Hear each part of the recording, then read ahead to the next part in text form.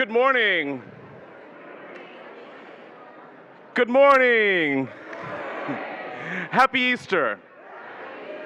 Please join us as we sing together.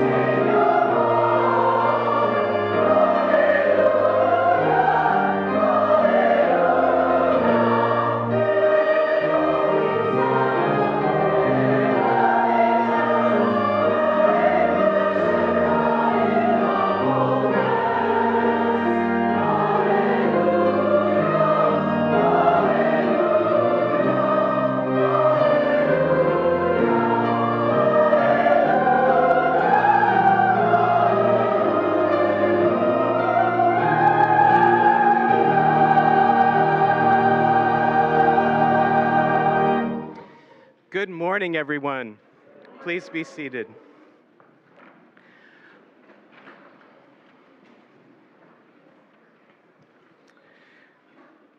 Welcome, everyone, here to First Unitarian Church. Those gathered here, it's so good to have this sanctuary full.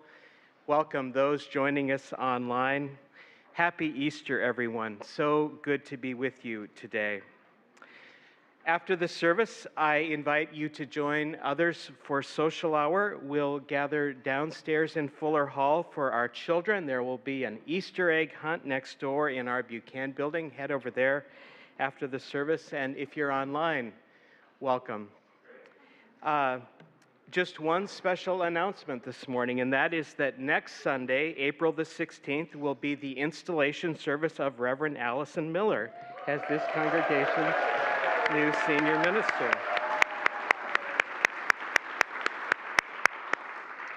This will be a very special service where the formal covenant is spoken between this congregation and Reverend Alison. The Reverend Rosemary Bray McNatt, who's the president of Star King School for the Ministry, will be the guest preacher. We'll have other dignitaries here as well, including Charles Dumont, who is the co-moderator of the Unitarian Universalist Association. So this will be a wonderful celebration. That's next Sunday at 4 o'clock, next Sunday, April 16th at 4 o'clock here in the sanctuary. So join us for this wonderful celebration. So as we gather on this Easter morning, let's take time now to greet one another on this day.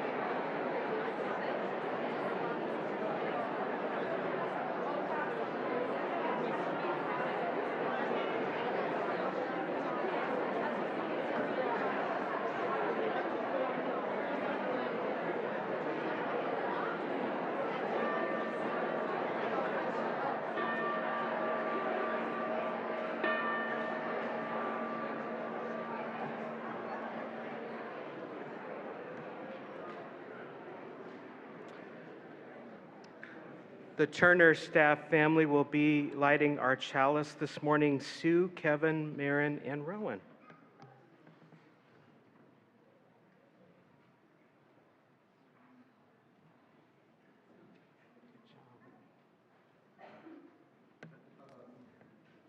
We are Unitarian Universalists. We light this chalice in faith, in hope, and in love.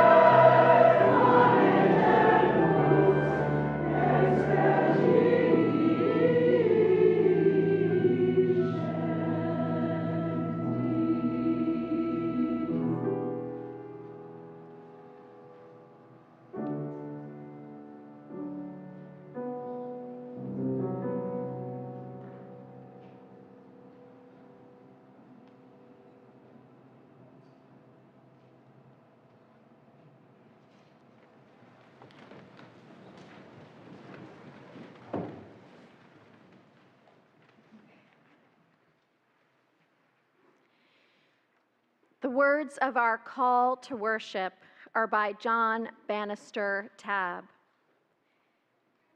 Out of the dusk, a shadow, then a spark. Out of the cloud, a silence, then a lark. Out of the heart, a rapture, then a pain. Out of the dead, cold ashes, life again. Let us sing together, "Lo, the day of days is here."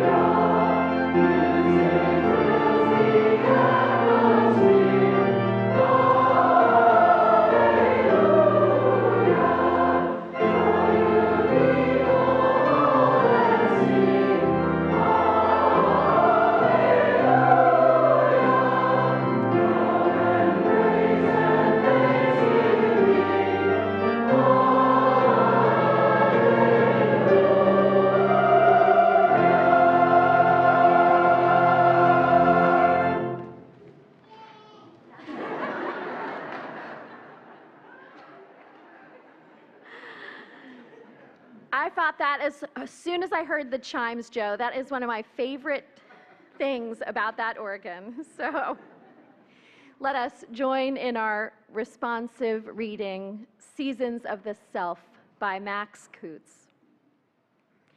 We need a celebration that speaks the spring-inspired word about life and death, about us as we live and die, through all the cycling seasons, days, and years. We need the sense of deity to crack our own hard brown December husks and push life out of inner tombs and outer pain. Unless we move the seasons of the self and spring can come for us, the winter will go on, and Easter will remain a myth, and life will never come again, despite the fact of spring. And let us join in our doxology.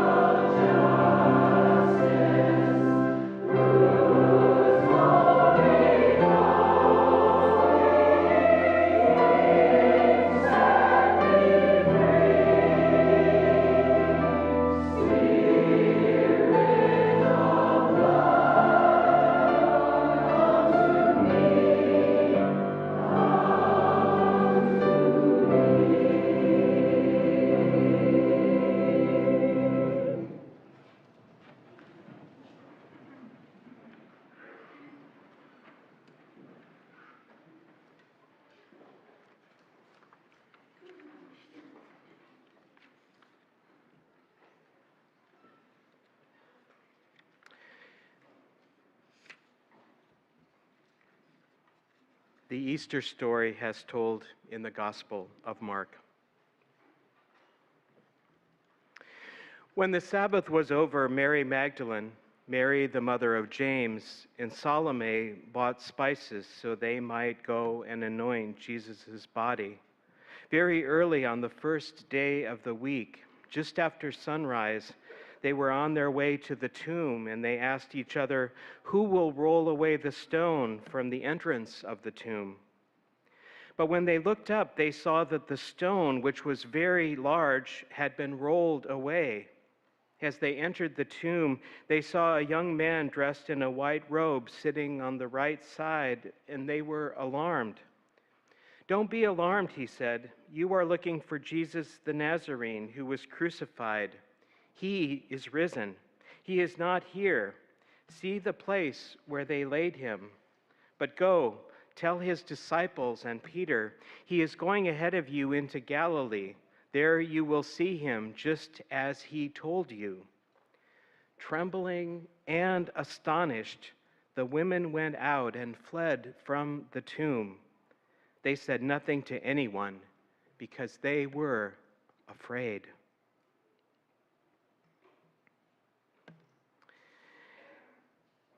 It is our custom in this congregation to share our offering with organizations in concert with our own mission.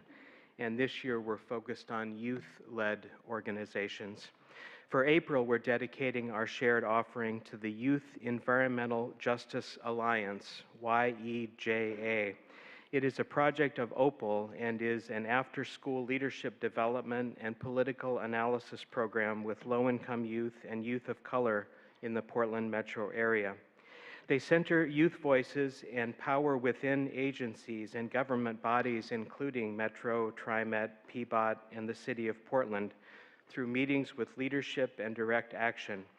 Through strong partnerships, campaign leadership, and social media organizing, YEJA has found a uniquely powerful voice in the local climate and transportation justice movement. If you'd like to give today, you can give electronically. You'll see a QR code on the screen shortly, or there should be a yellow slip in the chairs around you. And if you're here in person, our ushers will come through with the plate shortly. Thank you for your generosity and your gifts that help sustain the ministry of this congregation and our partners.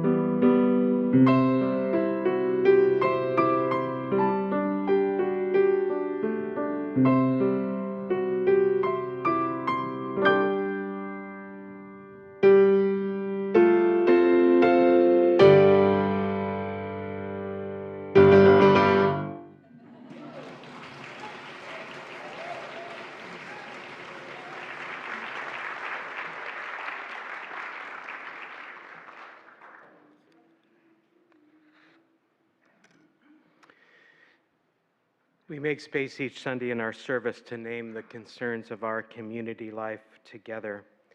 A reminder that pastoral care is available through our ministers and lay ministers in this congregation. That care includes, you can write intentions in prayer in one of our side galleries, or you can send an intention to prayer at firstunitarianportland.org. This morning we hold member Evans Van Buren. Evans' brother Mason Van Buren died of pancreatic cancer last Sunday at the age of 68. He died surrounded by his family at his home. Mason grew up in this congregation and has been connected for many years. We hold the whole Van Buren family this morning. Member Don Liedl shares the sad news that his nephew, Matt Madigan, died on Monday in Wixom, Michigan. Matt was an EMT and was responding to a car accident in the middle of the night when he was hit and killed along with the passenger of that car. Matt was just 39 years old. We hold Don and the rest of his extended family this morning. Each Sunday as we gather, we know we bring many concerns into this space, and we hold them now. And in that spirit, will you join me in prayer? Spirit of life and of love, God of many names and of no name, God of joy and rebirth, be with us now on this Easter morning.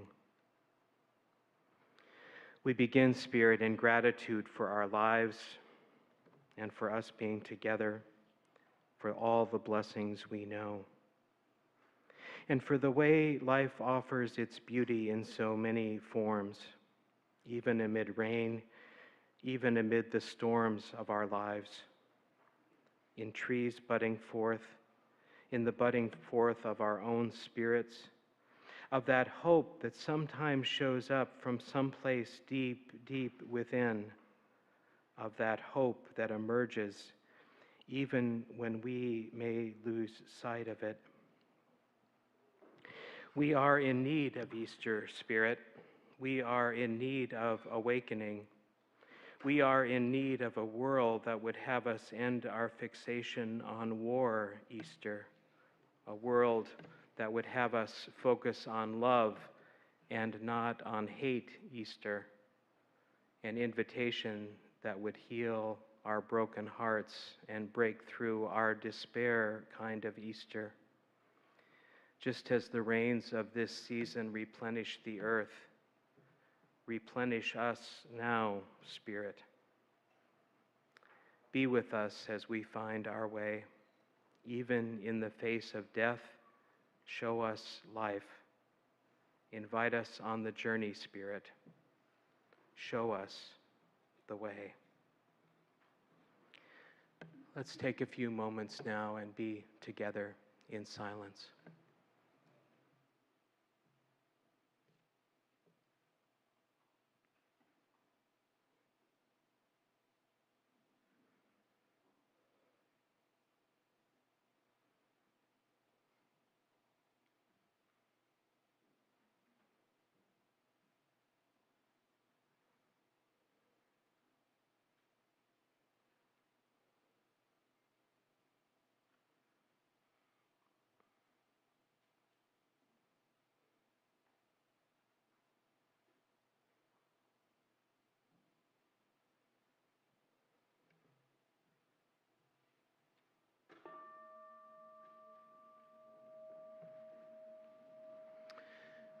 Let's remain seated as we sing together, Grace and Mercy.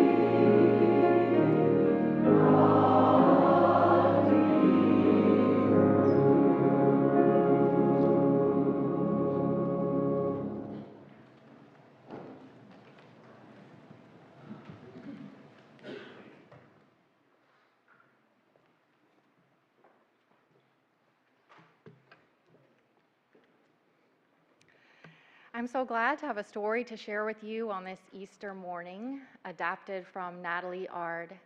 And I want to let you know that I'll be exiting the sanctuary after the story to go over to our Buchanan building to make sure that we're ready to welcome you to our Easter egg hunt.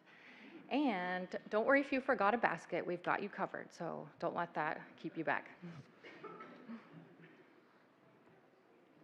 Easter is a story about Jesus, who was a great teacher who lived about 2,000 years ago.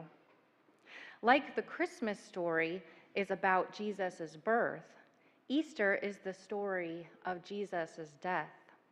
But it's important to understand that Christians don't celebrate the death of Jesus, but rather what happened after his death. Many of you will remember the Wonder Box from when we used it in our family worship service that happened during part of the pandemic. Inside it is something special that will help guide our story.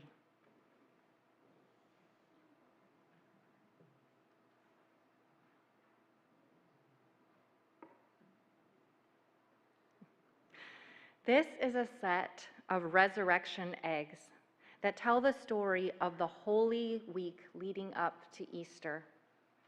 The palm leaf on this egg is for Palm Sunday, marked as the Sunday before Easter. Jesus traveled many miles to Jerusalem. His friends, who were called the disciples, came along to help him celebrate the Passover feast.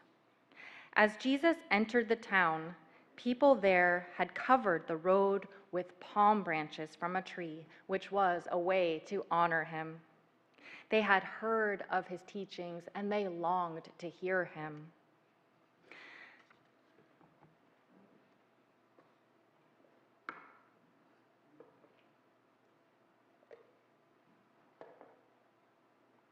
On this egg, we see the temple, Jerusalem's house of prayer. Jesus came in and was surprised by what he found there.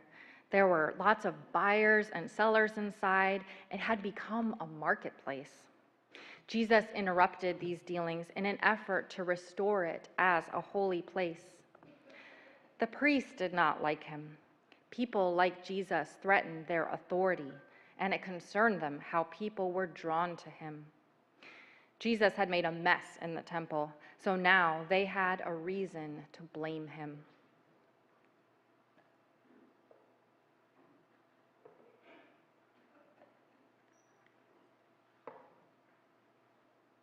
On this egg, we find a heart. Jesus knew what he needed to do. He went back to the temple. He taught the good news of God and of love, and a crowd began to assemble. Through stories, Jesus taught his followers to love their neighbors just as they love themselves, to care for those in need and those not like themselves.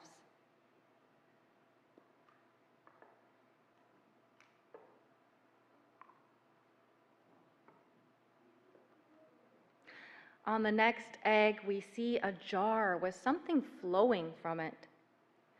There was a woman with a beautiful jar that was filled with a rare and valuable perfume. It was her most treasured possession.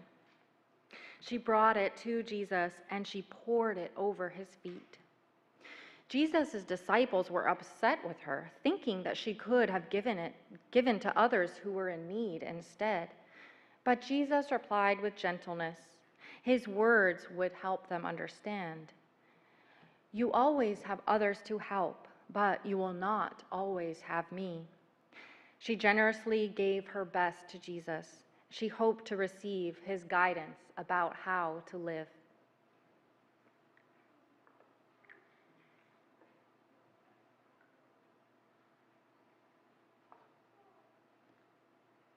This egg shows a picture of what has become known as the Last Supper. For his very Last Supper, Jesus gathered with his friends and they shared a feast. He explained that his time was soon to end. He washed his disciples' feet in a gesture of service and love.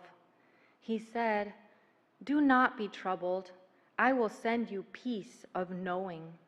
Your sadness will be turned to joy. Come, let us be going.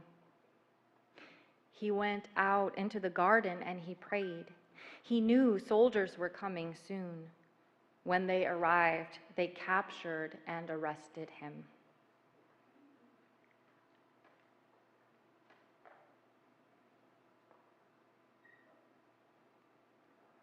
On the next egg is a symbol of a cross. Jesus was charged with lying and breaking laws. He would be put on a cross and left to die. This was a punishment used in those days, and it was called crucifixion. The day Jesus died is the day that Christians commemorate as Good Friday.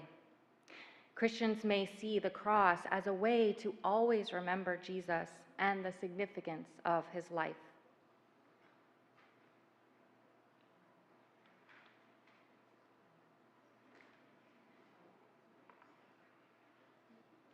The last egg is solid gray, like a stone. Jesus had been wrapped in linen and covered in the perfume. His friends prepared his body, and they laid him in a tomb. Imagine a very large stone, far too heavy to roll away. This was placed at the entrance of Jesus' tomb that day. Days after Jesus died, some friends went to visit the tomb. When they arrived, they found the stone rolled away and Jesus' body was gone, the tomb empty.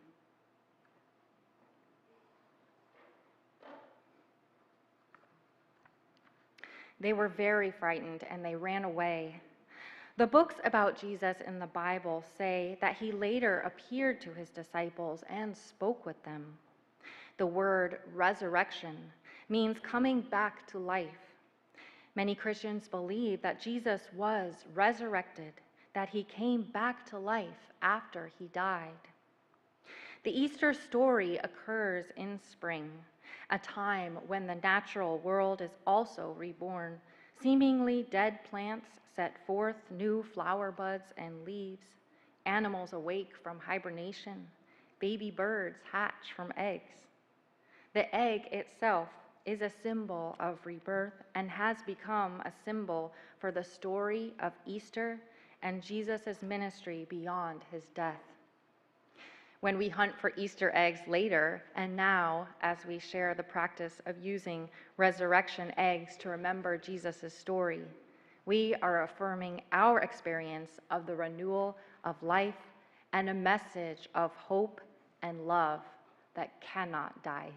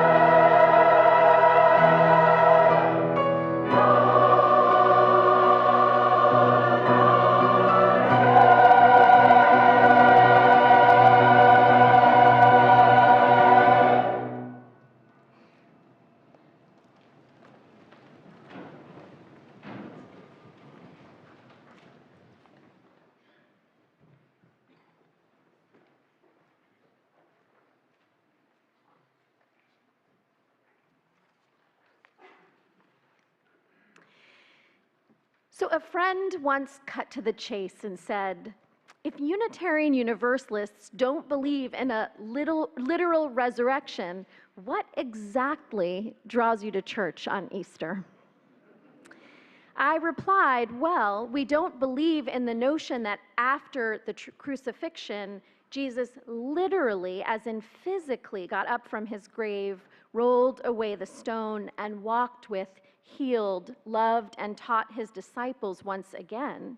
However, we know that because he did these very things continuously in his life, the moment of his death did in fact lead to a rebirth. My friend looked confused. Yes, we are not confident in the Easter accounts found in the Gospels of Matthew, Luke, and John, and even the tacked-on endings to Mark, where Jesus can literally be seen and touched and held by his disciples. We are the doubting Thomases who would check and touch his side. The account that we tend to favor is the ending shared in the Gospel of Mark from our first reading this morning, where the two Marys arrive at the tomb equipped with their traditions, in this case, a mixture of special spices to anoint and honor the body of their beloved son and beloved teacher, a last physical act of love. On the way, they wonder, will they be up to the task of removing that boulder at the entrance of the tomb? But they arrive to find it has already been moved, and that their beloved is nowhere that can be seen. Someone else is there instead, a man, an angel, who says, you will find him in Galilee. Go there. The last line of that most ancient of endings to the Easter story in Mark is this: trembling and astonished, the women went out and fled from the tomb. They said nothing to anyone because they were afraid. But that isn't where the story ends, because we know the stories of Jesus, because others continued the story past this ending. It is an unexpected turn right here in that ending, though, for Jesus' mother and his disciple Mary of Magdalene. And yet, perhaps they needed one more reminder at the end of his life about what they knew of Jesus' ministry. That it was about disrupting expectations, turning over tables, and actually turning the whole world upside down. The word ekstasis in the Greek, used to describe their state of mind in that moment in the tomb, is translated with words like astonished, amazed, and bewildered.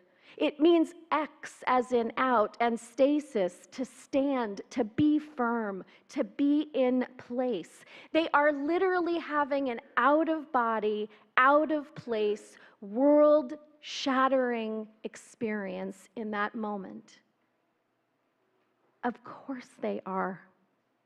Their beloved son, their beloved teacher, a child of God, a healer, a peaceful, powerful persuader of nonviolent resistance to the empire's corruption, has been killed by violence, by hatred, and greed.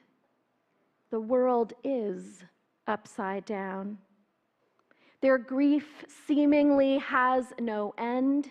They are in the clutches of an empty tomb and unable to feel connection in that moment with the one they loved. Even if his body was to be found in that tomb, it would still be a moment about absence. And yet, paradoxically, the fact that his body is gone is a reminder of his healing presence. which can't be found in a tomb, but can only be touched in Galilee, the place where he commissioned 12 disciples, 13, I think, with Mary of Magdalene, the place where he fed the masses from a few loaves and fishes, the place where it was as if he could walk on water, the place of his living and not the place of his dying. It is an out-of-place experience they need, a disruption of their being enthralled to death, for that is not what Jesus was about. It is among the living where he can be found. And in fact, right there in the hearts of those two living women, and they will carry him back wherever they go. Easter is about anointing life and not a time to anoint death. Now, the Bible often manages in a sparing passage to invoke many of the movements of our lives. The movement of Jesus' mother and Mary Magdalene out of the tomb and out of a metaphorical season of winter is much quicker than most of us could manage when a beloved dies. I remember sitting on the boulder by my father's grave at 14 years and not wanting to leave. Sometimes I would visit that rock and read or write and really be present to his loss. And it felt right. A reflection of his absence, which pervaded my living for a lot longer than a short passage. But over time, I stopped looking for him there, and his presence I found almost everywhere except on that rock. We are also in the clutches of the tomb right now, this Easter season of 2023, and collectively we must find the strength to remove the boulder to see where we are, maybe inside the tomb of death and not realizing it. We need an out-of-place experience. We need to get out from this place. This is a place where beloved teachers and beloved children have had their lives cut short and too soon at the hands of acts of greed and violence and empire. This time it was in Nashville, Tennessee, at the Covenant School 2 weeks ago tomorrow. A young woman opened fire, and hundreds of shots ended the lives of 3 9-year-olds, Evelyn, Haley, and William, and 3 staff, Mike, the custodian, Catherine, the head of school, and Cynthia, a substitute teacher. 6 people who are beloved children of God and who taught the world through their living and their loving. We pray for their families who are now in a season of winter and grief and loss in the wake of violence shattering their worldview, turning their world upside down.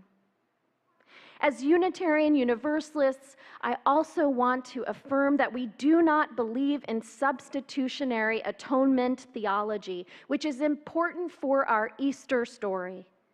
There are some Christians who believe that Jesus' death was in essence a sacrifice on behalf of others to appease God's sense of justice. That somehow the violent death of an innocent could be a substitute for the work of repair and healing that we are called to do in our lives and in our world. No. Just like Martin Luther King Jr. and Gandhi, too often those who rise up against corruption and systemic oppression are assassinated, even if their own lives are a testament to peace and nonviolent resistance. We cannot leave Jesus hanging on a cross or lying in a tomb. We are called to join him through acts of compassion, love, and liberation in our communities, in our cities, and our nation. We cannot afford our traditions of thoughts and prayers and of accepting and anointing wrongful deaths. We are like the two Marys. We must be jolted from this place. On the first Easter story, it was a man in a white robe who jolted Mary and Mary out of their habit and said, something different is called for at a time like this, a time when the empire is choosing violence of innocence, yes, but of anyone. And in exchange for what? For lining their pockets, the pockets of gun manufacturers, and the lining of their own pockets, both dripping with dollars and death.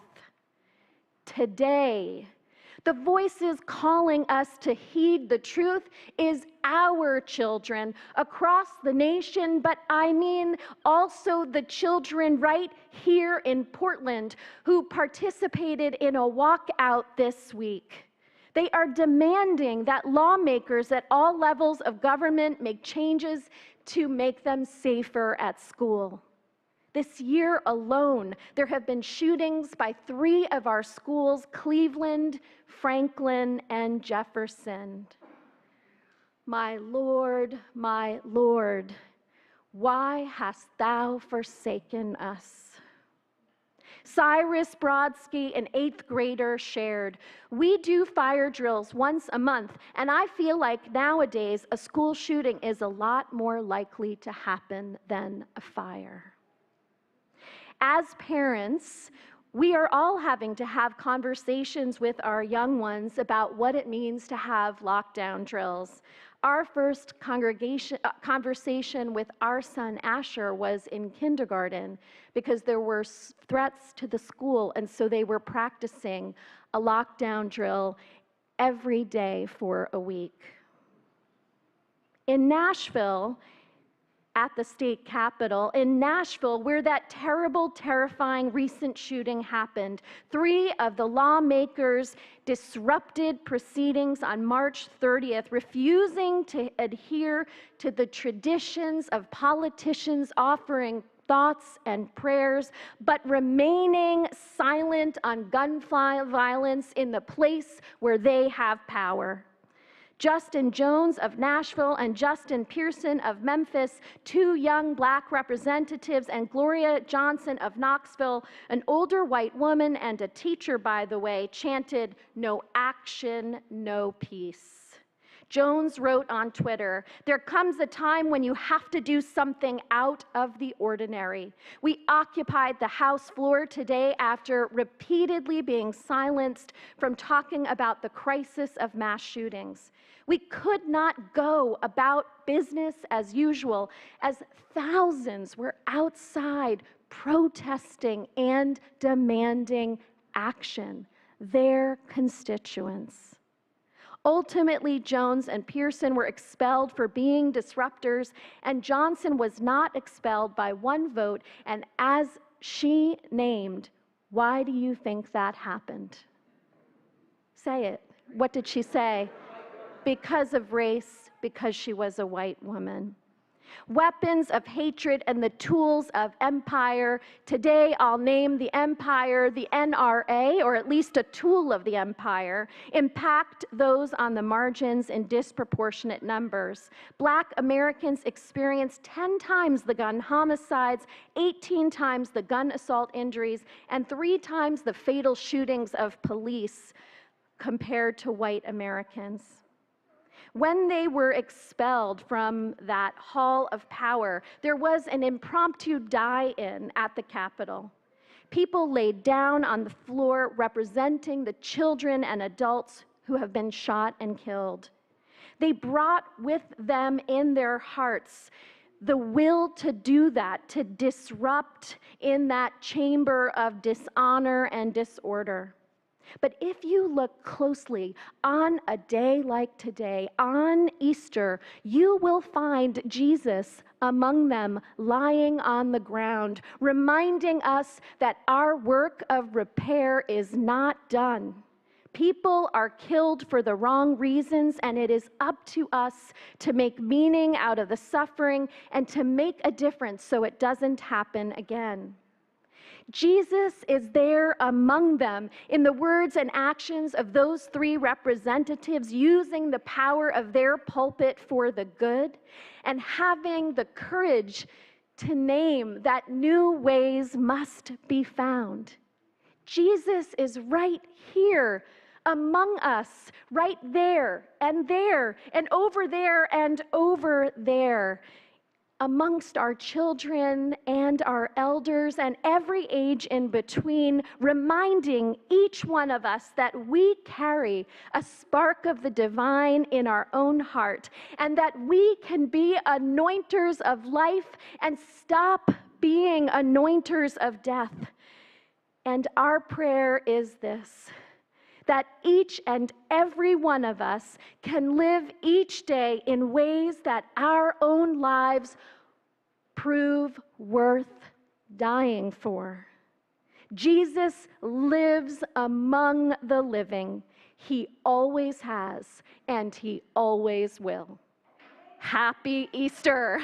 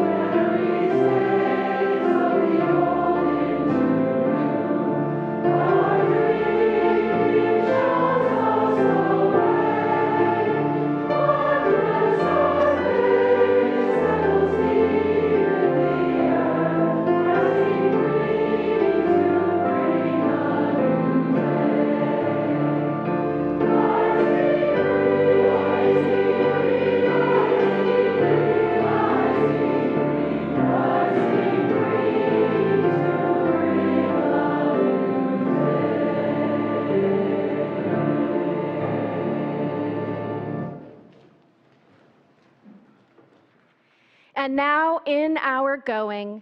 May the light of love bless us and keep us. May it radiate down upon us and out from within us.